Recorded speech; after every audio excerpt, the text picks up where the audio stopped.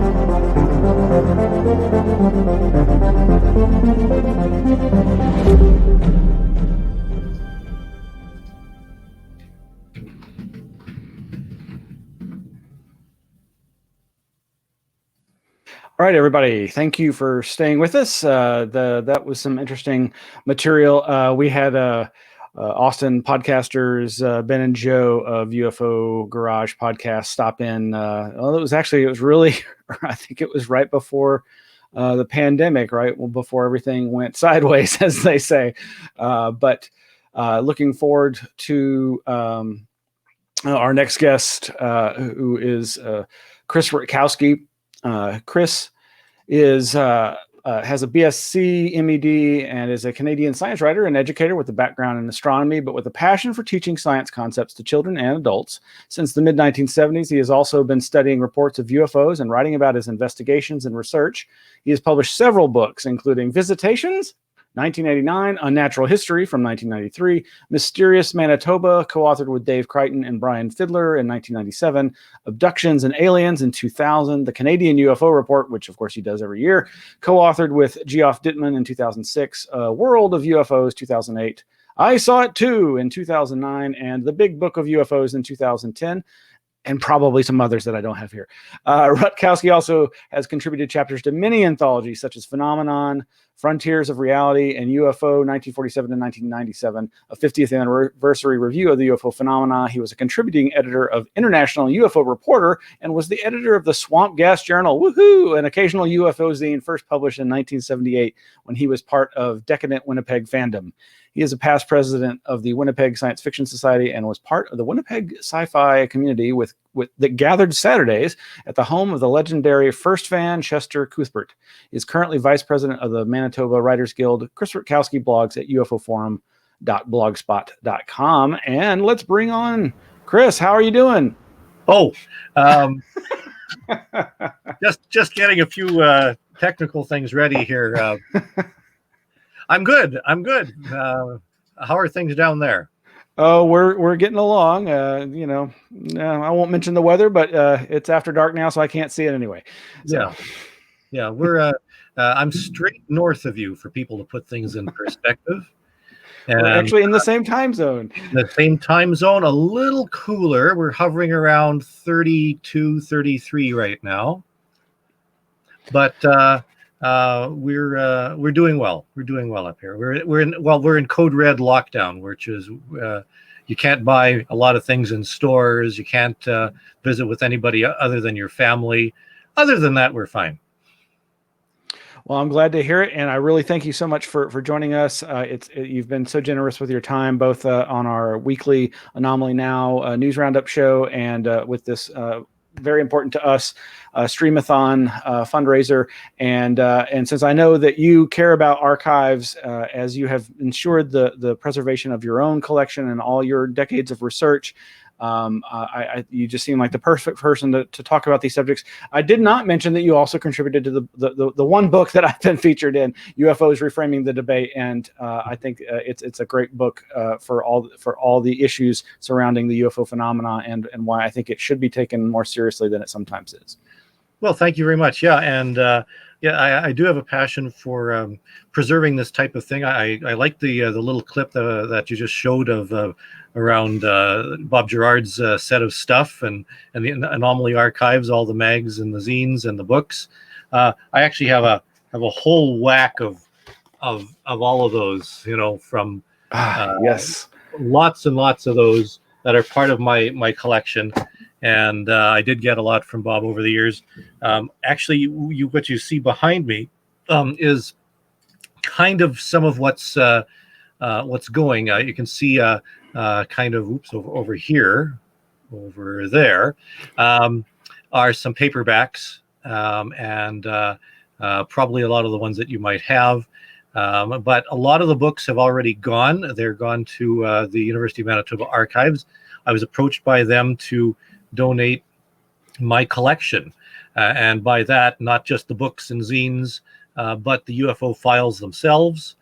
And we can talk a little bit more about that as I get into my presentation. But I too had somewhere of the order of a few thousand UFO books and related materials. Zines, actually, I never got around to counting the zines, but quite a few. And they covered all sorts, not just UFOs. I started as a pure Fortean, so I was into cryptids and ghosts and all sorts of things, weird stuff that was going on in Canada. So I have a good collection of that type of stuff. And over the years, people have given me, or I've purchased some little trinkets and friends. You might see some models. There's Snoo. Do you know Snoo at all? Is that the Reddit guy? Reddit. His name is Snoo. Most people don't know that. His name is Snoo. And there's I think this is Kang or Kodos and Great Gazoo, that type of thing. So yeah, a collection of all sorts of stuff, and that's been given over, or it was being given over to the University of Manitoba Library before the lockdown. They're actually closed right now. So I'm building up boxes and boxes and boxes that are eventually going to be taken over there. And the idea is to preserve this information for people to go through so that's not lost to history. And that is so important, and so much has already been lost, and that's the running theme is besides us trying to raise funds, we know everybody is hurting, and archives trying to preserve this kind of material are all in the same boat. And I just commend you for taking the action that you have with your collection, because it's so important, and you've done such great work. So thank you. Oh, thank you. Thank you. Ring those phones. Ring those phones. All right. Well, let's get your slides started, and let's learn some more about the slide machine here. And I'm going to go like this. Got to crank that machine. And crank it up. And I'm going to go like this and there. And now. Awesome. All right. Okay. I'm going to get out of here. Thank you, Chris. Okay. So my talk is about preserving ufological history with a slant towards Canada. But of course, this has some relevance and some sort of spillover into a lot of American stuff and things around the world. So there will be some connections. First, I want to tell you a little bit about myself. Thanks for the intro. I do have a couple of degrees. I've been involved in this for a while, and this shows you how far back I do go. My hair actually was just as long, but dark brown at one point. Here I am with Hynek back in 1970. I'm trying to think what year this was. This was probably 78, 79, something like that. And this is my official card from put this down here. My official card from being a member of the Center for UFO Studies. Hynek himself spelled my name wrong, which is delightful. And this was, I think it was good for 5 years. So this was probably 78 that I got this. I was number 219 out of the entire batch. And I also knew this fellow quite well, Stan Friedman. He was also one of my mentors. I was one of the few ufologists to actually visit him in his home off in Fredericton, New Brunswick. And some of you might have seen the photo of me or a photo of Stan sitting among all his papers in a real tornado storm of material. That's really what it looked like, but he knew exactly where everything was, and he was amazing. So with those two as my mentors, Hynek and Friedman, I really was sort of in it up to my hips in my hip boots, because I was trying to understand the UFO phenomenon from people who were in it for quite a long time before me. Now, in Canada, most people know about Project Blue Book and the effort in the United States Air Force to keep track of the UFO phenomenon. Canada had a parallel UFO organization, or sort of UFO project within the government called Project Second Story. There was actually an earlier one called Project Magnet, which I'll get to in a second. But Second Story routinely worked in cooperation with the United States government. This was taken from a sighting which I believe was from the 1950s. Pilot of an aircraft flying at 9,000 feet over Chatham, Ontario, speed 170 knots. The pilot sighted the object some 3 to 5 miles ahead at an estimated altitude of 7,500 feet. Object approached at approximately 150 knots and passed beneath and behind the observer's aircraft. So this pilot was an experienced pilot. He's flying along at 9,000 feet, and he sees a UFO, and in later documents it talks about how this was metallic, silver in color, and so forth, and it flew underneath his plane. Fairly good daytime sighting. And this was actually investigated by the United States Air Force. And the interrogator's opinion, well, he's very reliable. He was interrogated through intermediary at Department of Transport Moncton via Chatham by Thomas Hennessy, USAF. And so this fellow within the USAF, who was investigating on part of Blue Book, thought that this guy was bona fide. So this shows you that there was a connection between Canada and the United States quite closely with regard to UFO investigations. This is further illustrated with the work of this fellow, Wilbert B. Smith. Most people know about Wilbert B. Smith and the UFO scene because it's been said that he was in charge of the Canadian UFO study, Project Magnet, for some time. He had a UFO observatory, which he maintained, was able to detect UFOs. And a lot of UFO fans really say that that this was one of his most successful ventures, where he actually went down to the United States, to Washington on a junket from Canada to talk about radio controls and radio frequencies. That was kind of his job. He's the equivalent of the early days of the FCC. And while he was in Washington, he met with a fellow named Sarbacher, and there he was told a number of things, and people have seen this document in several forms, where he was told by people in Washington that with regard to flying saucers, the matter is the most highly classified subject in the United States, rating even higher than the H-bomb. Flying saucers exist. Their modus operandi is unknown, but concentrated effort is being made by a small group headed by Dr. Vannevar Bush, and the entire matter is considered by the United States authorities to be of tremendous significance. And some people have pointed out, you did have Paul Kimball on the previous week, if I recall. He wrote a rather scathing review of Smith and his work. One of the obvious questions is, why, if this flying saucers was really classified higher than H-bomb, would they mention it to Smith while he was on a trip to Washington on an unrelated matter? Little things like that sort of makes the story a little weaker than that. Nevertheless, these documents are contained in the National Archives of Canada, now with Libraries and Archives Canada, and they've always been available.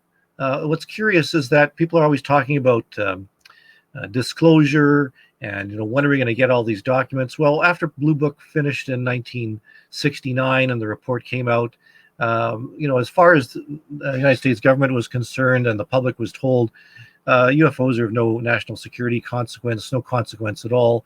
So that was that. And trouble is that UFOs continue to be reported. And while in the United States, we really don't know what UFO reports were being filed and sent through official channels. In Canada, it's a different story. In fact, we do have pages and pages and pages and boxes and boxes and boxes of UFO files in a number of different departments within the Canadian government and military of UFO sightings that were being made not only by military personnel, but also by civilians reporting them through things like the National Research Council of Canada, which is the Canadian equivalent of the Smithsonian Institution. So there are many, many connections and a lot of stuff that is readily available, but people just know how and where to look. This is minutes of one of the second story meetings of a minute to discuss flying saucers, and this is actual fact. They were discussing flying saucers in Canada in 1952. We have the documents, and present were a lot of very important people. You can see Commander Pratt from Directorate of National Intelligence, Defense Research Board, lots of people from the military and civilian circles. And this, even though this happened in 1952, it wasn't declassified in 1968. And yet, after that point, we have many documents. This is Smith's UFO detection station just outside of Ottawa, where he supposedly detected a flying saucer. It turns out that it could have been an equipment malfunction instead. Nothing was actually seen. There's a gravimeter that was ringing a bell because it received a large input, and yet it doesn't seem like it was very much going on at all. So even though there was a flying saucer detection station in Canada in the 1950s, nothing ever was detected. In fact, Smith himself said nothing was ever detected in later documents. Now, what do these documents look like beyond this? Well, we also have documents from the Royal Canadian Mounted Police. For example, this one in 1960, where a fellow who was a hunter had been dropped off at this lake in the Northwest Territories, and around 6 o'clock in the evening, he was dropped off on this lake shore, heard a noise, sounded like a big plane, and he looked in the sky, couldn't see anything. Noise get louder and louder, kept watching, and then he heard something strike the water, and when I turned around, I saw a splash and what appeared to be some object with arms or spokes rotating in the water. The object was rotating very rapidly and throwing water. Gradually, the object seemed to spin less and less and finally stopped. This is an actual report made to the Royal Canadian Mounted Police and investigated by the Royal Canadian Mounted Police in 1960 of a UFO crash. You've never heard of it. You've probably heard of Roswell, and maybe if you're lucky in UFO circles, the Shag Harbor UFO crash in Nova Scotia in 1967. But this is one from 1960. It was actually investigated fairly well. There are dozens of pages in the archives regarding the investigation of this. It was eventually investigated by the National Research Council, and there was some talk about getting somebody in to try and find it under the water. But after a couple of years, the paper trail died, and we don't know what happened after that point. So there's two possibilities. One is that it was simply a chunk of a space capsule. This was 1960, so it might have been Russian, though. Even if it was American, you'd think that if something crashed into Canadian soil, they'd try and get it back. If it was an American chunk of a rocket booster or something. If it was a Russian chunk of a rocket booster, you'd think they'd want it back. And if it was neither, it was something truly bizarre, you'd think they'd want to spend a little more time trying to retrieve it as well. Now, I just heard from MUFON that apparently this next summer, 2021, assuming that COVID is allowing it, they're going to mount an expedition to this lake. It's fairly remote, actually, to try and find whatever it is that fell into the water. One case you may have heard about happened in 1967 in May. A fellow by the name of Stefan Mihalik was doing some amateur prospecting. This is the teletype that was sent to the Canadian Forces headquarters regarding a report of an object that was encountered by Mr. Mihalik on the ground. The story very quickly is, I'm going to skip ahead here, that he saw, for all intents and purposes, a flying saucer that landed on a rock outcropping not far from him. This was again off a ways into the bush in a fairly remote area. This is his hand-drawn sketch of what it looked like. You can see a dome on top. It was around 35 feet across, 12 feet high, lights coming out of the top of the dome, a door on the side, and some sort of exhaust vent on the left-hand side in there. He said he walked up to it, touched the side of it. His rubberized glove that he was protecting his hands with from rock chips melted when he touched the side because it was so hot. And as this thing was sitting there, suddenly it turned, rotated, and the exhaust vent was right in front of him. Blast of hot gas came out of that, hitting him in the chest, burning him. And you can see the top part of his chest hair there, actually first and second degree burns, whereas the lower part are what's been described as the checkerboard burns from the blast of hot gas that corresponded apparently with this exhaust vent that was on the side of the craft. This is his shirt, undershirt. You can see the top part is burned, and you can vaguely see the outline of the dots from this thing. Supposedly all these jets of gas came out. He was injured. He was taken to hospital, and we actually have the medical records from the hospital. He was taken to a base hospital at the military base. We have the records from the base physician. He went to the Mayo Clinic, and he was given a complete physical and a psychological examination as well. We have those records. There was physical evidence found at the site as well. As a matter of fact, there was radiation found at the site. The Royal Canadian Mounted Police noted that there were some samples sent to them to Ottawa, to the crime lab. Please find all the exhibits. They'll supply you with the necessary shipping labels, since the radioactive level in the soil sample precludes shipping by mail. Can't just throw it into the mailbox. It's too radioactive. And these are some of the materials that were found at the site. In the center is a chunk of radioactive silver that was found in a crack in the rock over which this device or whatever he had seen was hovering.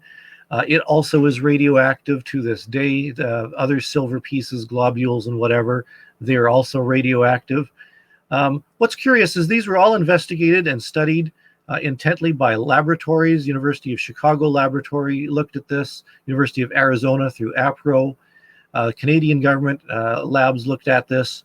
And we actually looked at this sample. We have this particular piece still to this day. We also have the shirt, the undershirt that he was wearing that was burnt, and it's being donated. It's all being donated to the University of Manitoba collection to preserve the ufological history. What's interesting is that you can, to this day, go off to the site. Still, the site is known. It's been located. As a matter of fact, a few years ago, we used GPS to locate it rather precisely. This is the rock that he was looking at while bending down to watch this thing land.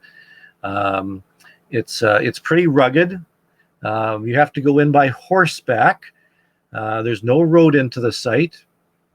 You can see the little ridge with the trees there. That's roughly where this happened. It's swampy, and that's why you have to go in by horseback. You could walk in if you wanted to wade in up to your waist for a few miles, but it's easier to get in by horseback. And you can actually take a UFO tour from a ranch that's about a mile or two away from here, and they'll take you in on a guided tour right to the site.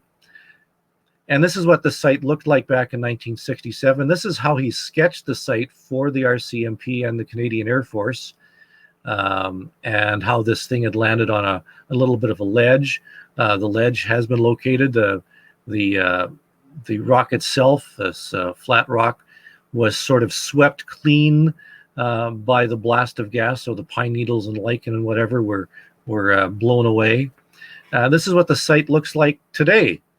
I went out there fairly recently, and this you can see there's a quartz vein going right through the center of where this occurred, and that's consistent with what he was doing. He was doing some amateur prospecting. He had actually staked a few claims in the area, and he was hoping to find some precious metals. In fact, there are gold mines within this area as well. But this is exactly where this UFO landed in 1967. It was investigated, as I mentioned, by the RCMP, the Royal Canadian Air Force. Colorado came up. This was part of the Blue Book. Not Blue Book, of the Condon Report. We have all these documents. In fact, there's somewhere around 300 separate documents, including the pages of the interrogation of not only the witness, but the witness's family, people he worked with, people in the area. It's quite intense. This is the most documented UFO case of its kind in North America, better than Roswell, maybe not as much as, well, maybe more than Socorro, but we have literally hundreds and hundreds of pages. It was investigated by government from both sides of the border, plus a number of government agencies, and there's physical evidence, physiological evidence. The site can still be located. This is the analysis of the Falcon Lake samples. The report indicates a radiation value of 0.3 microcuries. I don't know how to translate that into Sieverts, which is the current way of measuring this, but he reported that the radiation is from a radium source and is a possible serious health hazard. At one point, they considered closing this area to the public, which would have been awkward because this is kind of a resort area in the middle of summer, and that would have caused quite a commotion. It sort of sounds like what might have happened if you watch Close Encounters, gas attack, all this sort of stuff.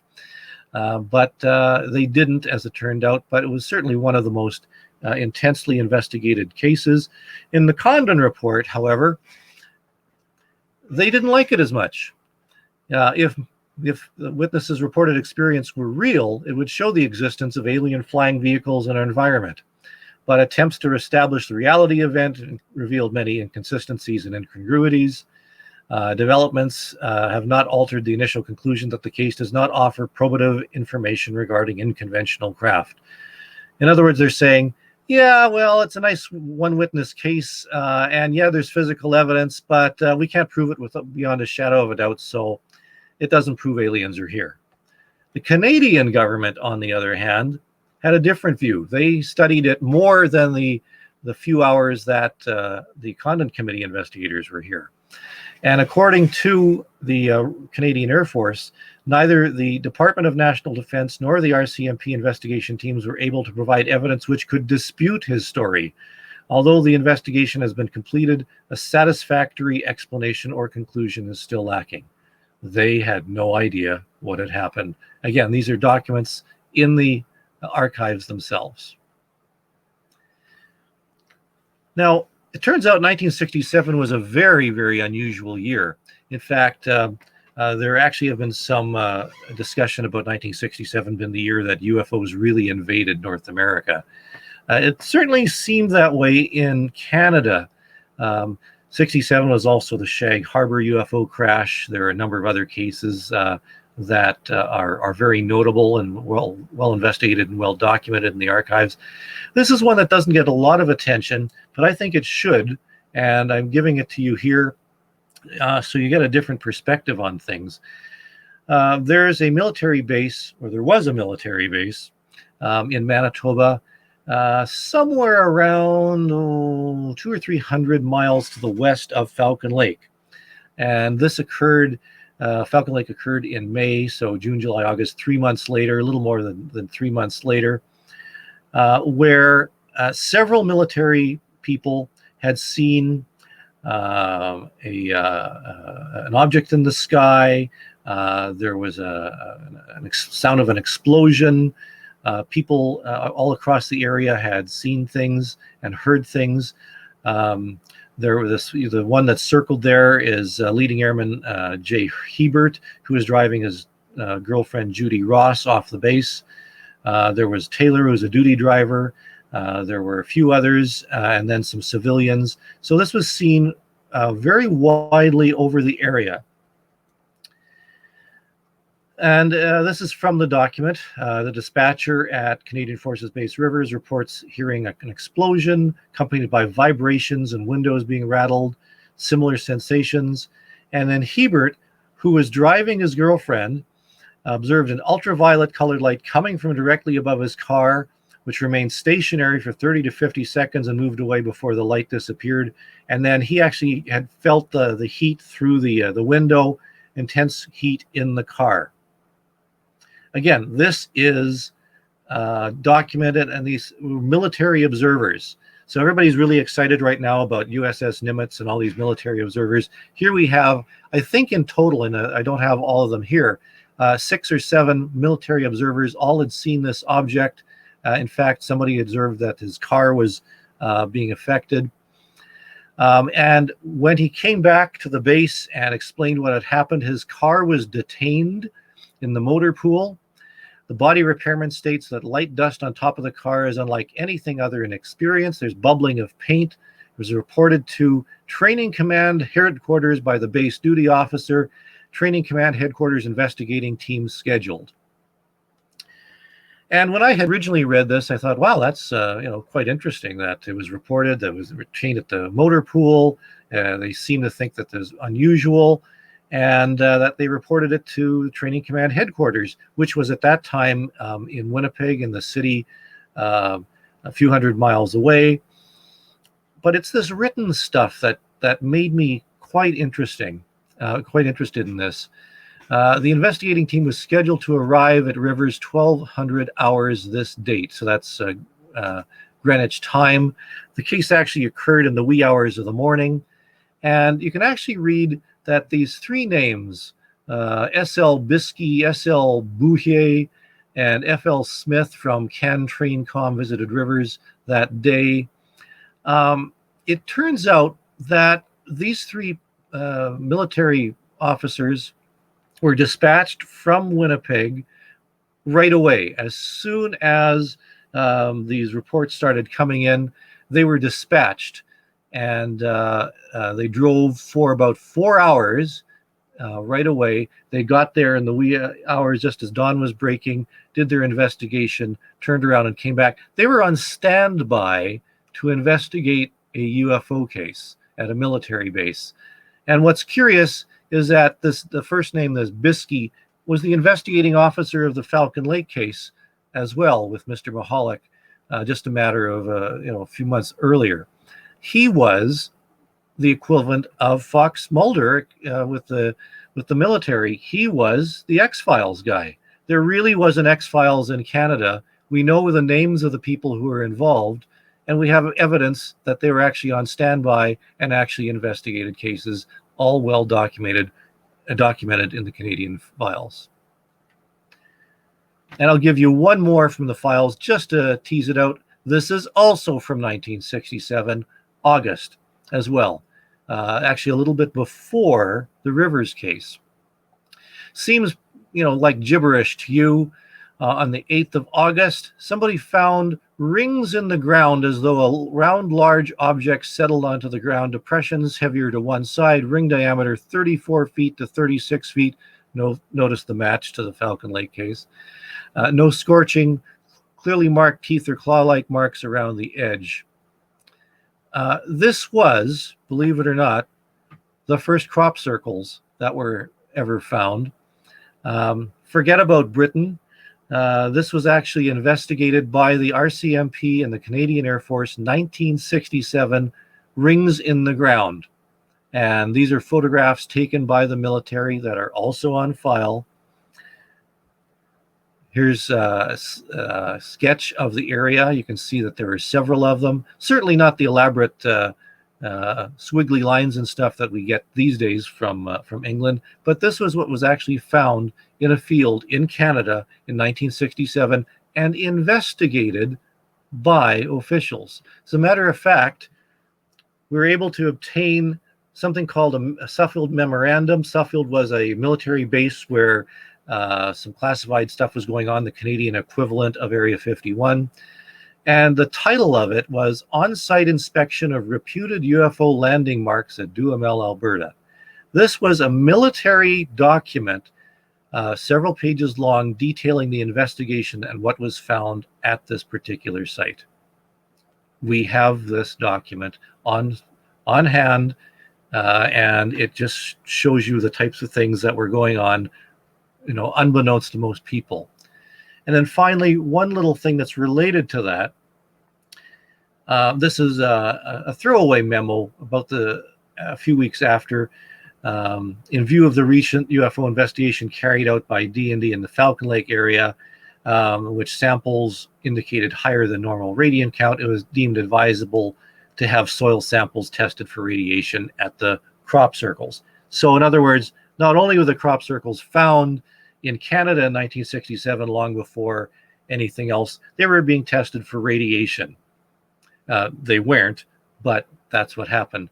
And the other interesting thing is that this was a ministerial inquiry, which means that the Minister of Defense at the time ordered this inquiry into the crop circles that were found in Canada.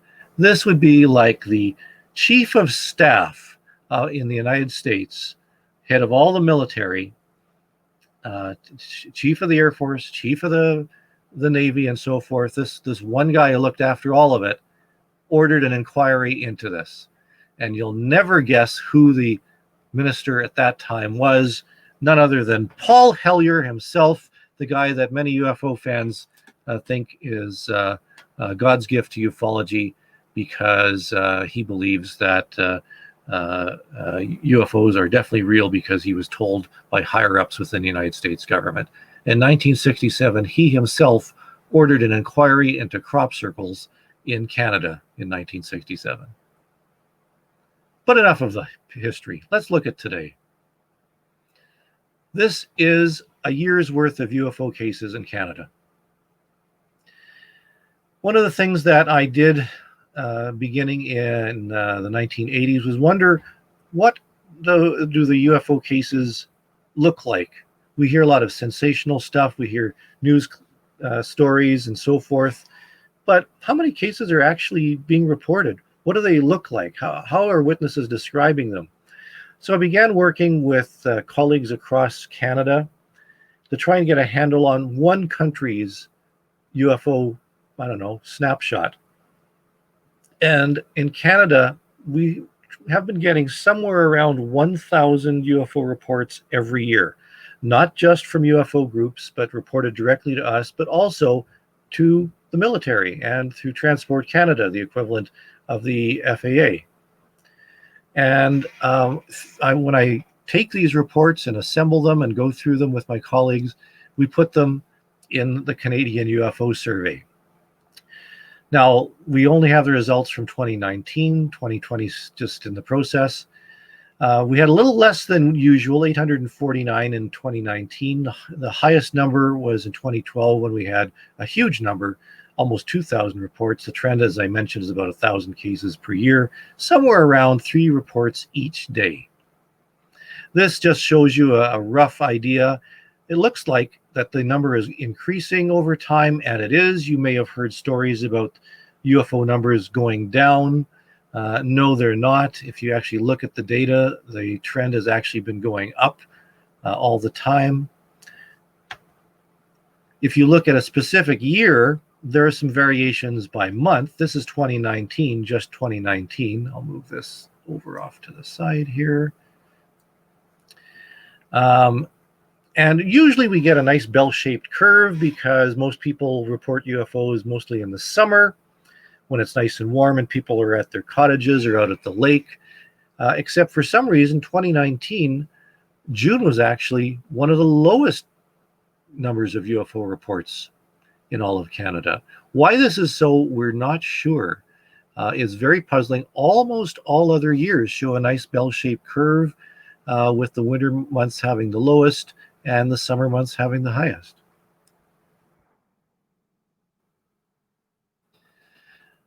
Now, of course, these are the raw UFO reports. When you actually break them down by conclusion, only a small percentage are unexplained. In 2019, 3% were unexplained.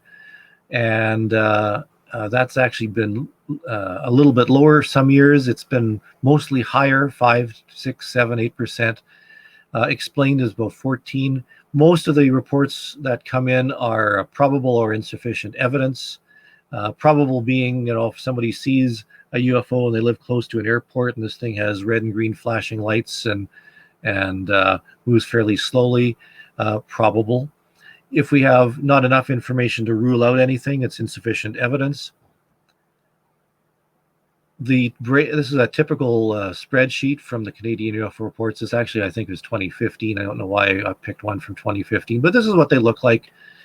Year, month, day, time, location, province, and then break down using the Hynek classification, nocturnal light, daylight disk, so forth, duration, colors, shape, and then some coding regarding strangeness and reliability. The source ranges from Peter Davenport's National UFO Reporting Center to MUFON, some other groups, SciCan in Canada, and so forth, and then some evaluations, and then some descriptions. And that's what UFO databases generally look like. But I want to jump ahead a little bit to what military UFO reports look like. This is an actual UFO report from NORAD. This is 21st Aerospace Control and Warning Squadron in North Bay, which is the Canadian side of NORAD. And it actually says subject UFO. And this goes back a few years, but this is what the reports actually look like. And people are saying, oh, well, we don't know what the military reports look like in the United States. We get these in Canada. And so forget about disclosure. These are the reports. This is another kind of report from a different squadron. This is from 4th Wing, which is actually in Alberta, from Cold Lake, which is where the military testing is. This is actually a form that was filled out at the military base, and it actually is headed UFO reports. They actually have a UFO report form. And again, you may not be able to read this. Identification reporting aircraft wing unit person, Captain Blank, tower controller was the person who had actually seen this. Just to hammer that home a little bit, an air traffic controller at a military base saw and reported a UFO at a classified military base. And that's what this document records. Happened in 2009. Now, why would we get these reports at all? Well, this is an operations manual for pilots, whether they are military or civilian. This is the 1999 version. It still exists. It's still updated a little bit, but this is it. And inside, and you may have seen these service reports, communications instructions reporting vital intelligence sightings.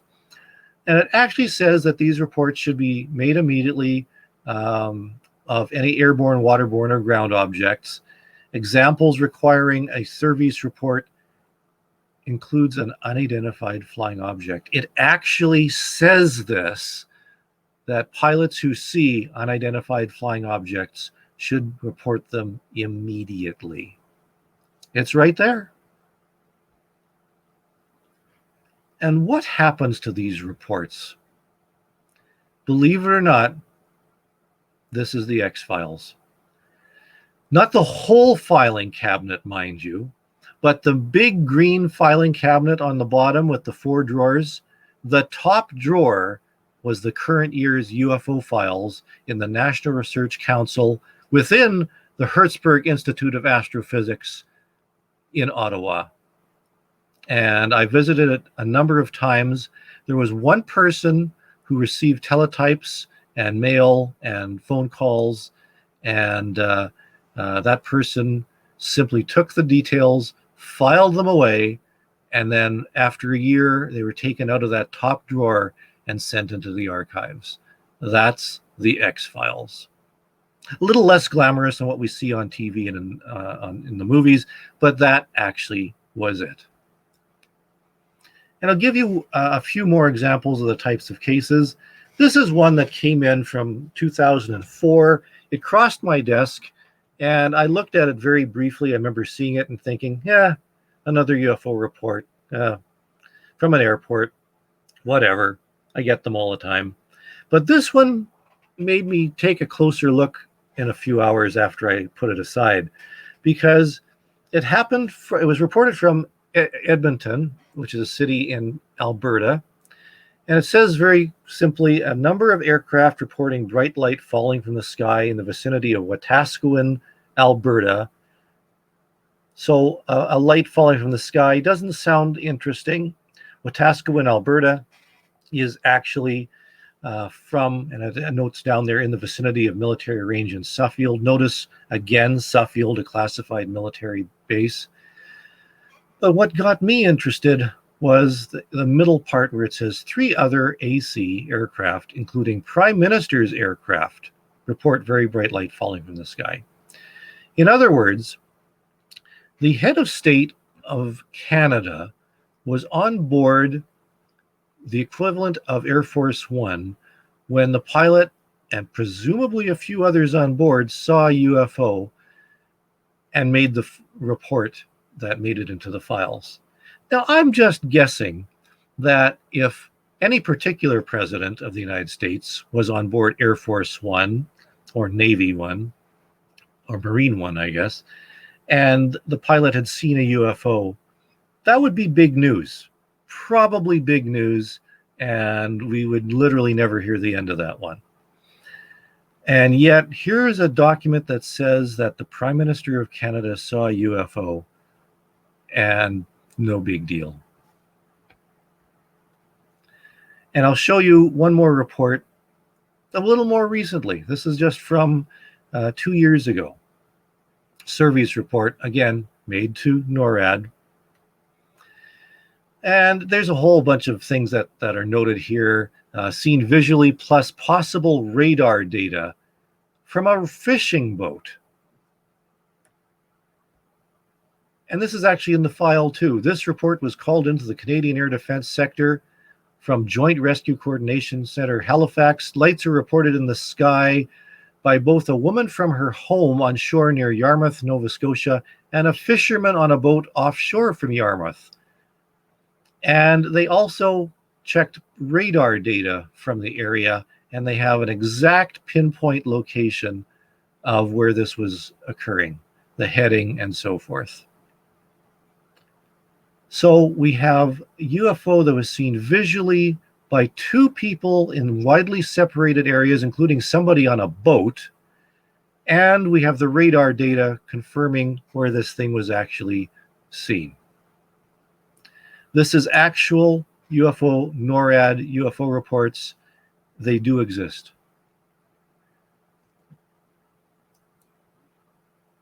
I'm stopping sharing.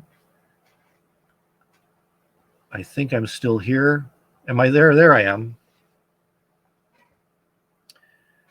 So, I'm not sure if you can hear me or not. I can't tell at this point. We hear you loud and clear. Okay, good. So there you have an overview of the types of documents that that are in the files that are going to be given to the University of Manitoba. The type of stuff that I'm continually working on, and it just shows you we're not just dealing with historical stuff necessarily in terms of the 1950s and 60s, but stuff that's current as well.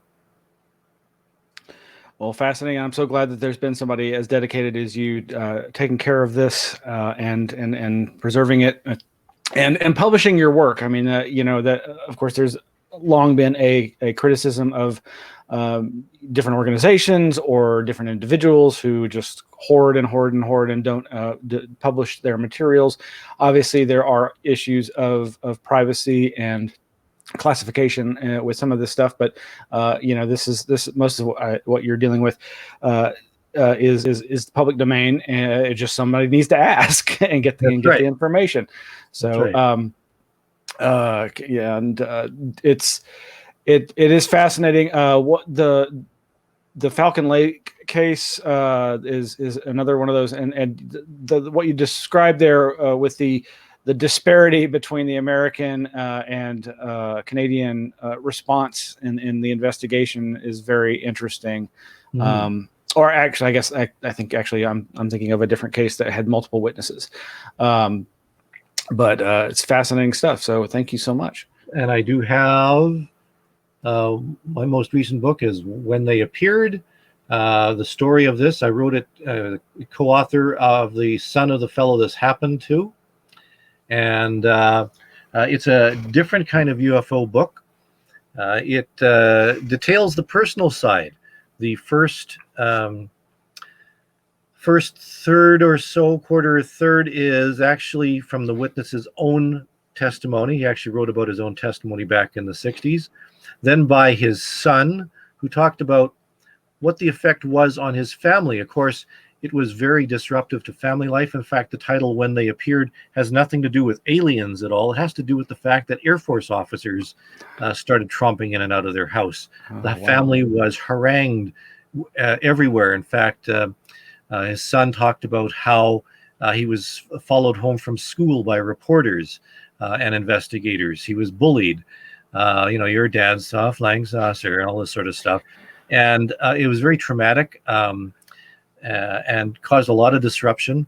Then there's a section where I describe my investigation of the case, and I was too young back then, but I actually knew the family. In fact, I used to hang around with his son riding bikes as we were kids.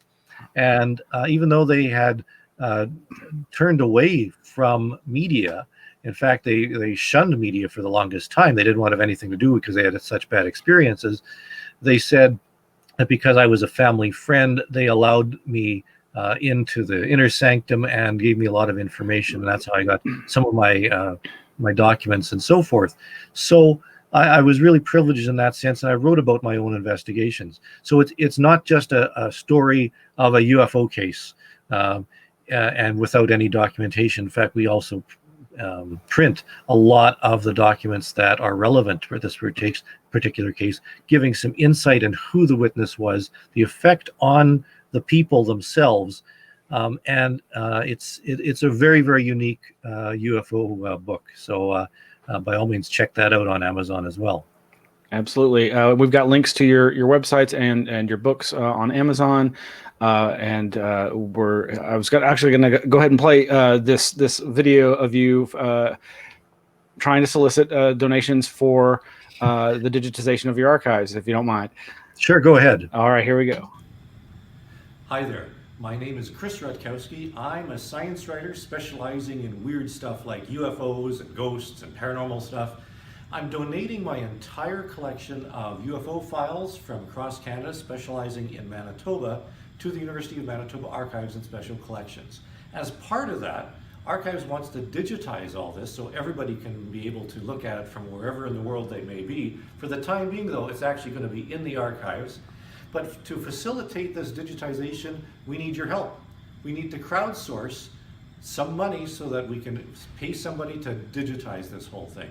So please consider helping to digitize the UFO Archives of Canada at the University of Manitoba. And you can read all about my stuff right here. Much shorter hair then. Yeah, my hair was pre-pandemic, of course, at that point. It's hard to imagine that was just in late 2019, so just a little over a year ago.